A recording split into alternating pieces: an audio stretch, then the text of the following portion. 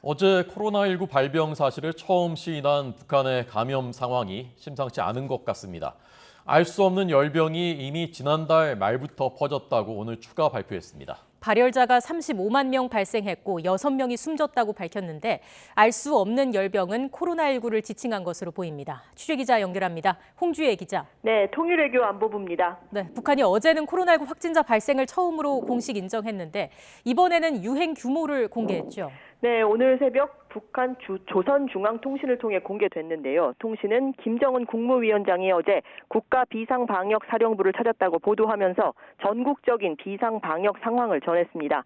지난달 말부터 원인을 알 수 없는 열병이 전국적 범위에서 폭발적으로 전파 확대됐다며 짧은 기간에 유혈자, 즉 발열 증상이 있는 사람이 35만여 명 발생했다고 전했습니다.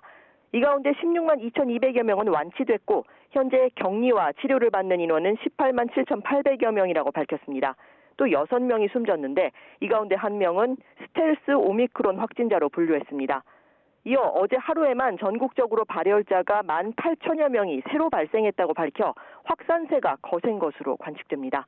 원인을 알 수 없는 열병이 무엇인지 구체적으로 언급하지 않았지만 어제 코로나19 발생 사실을 공개한 점으로 미뤄 코로나19를 가리키는 것으로 짐작할 수 있습니다.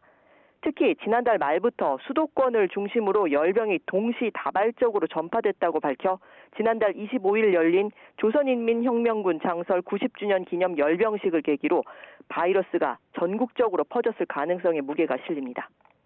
네, 북한이 중국과의 국경까지 봉쇄하면서 방역을 해왔는데 그 방역망이 뚫린 것인데 지금 어떻게 대응을 하고 있습니까?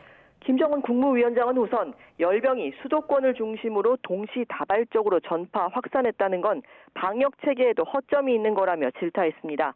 그러면서 바이러스 전파를 억제하기 위해 전국의 모든 도와 시, 군이 각자 지역을 봉쇄하고 주민 편의는 최대한 보장하면서 단위별로 격퇴하는 게 중요하다고 거듭 강조했습니다. 이어 보건위기 상황을 하루속히 역전시키고 방역의 안정을 회복할 것을 지시했습니다.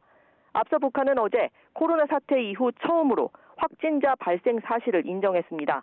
이에 따라 노동당 중앙위원회 정치국 회의를 열고 국가 방역 사업을 최대 비상 방역 체계로 전환하기로 결정했습니다.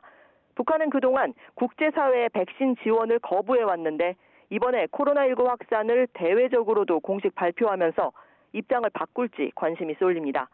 이런 가운데 북한은 어제 저녁 동해상으로 단거리 탄도미사일 3발을 발사하며 윤석열 정부 출범 후 첫 도발에 나서기도 했습니다.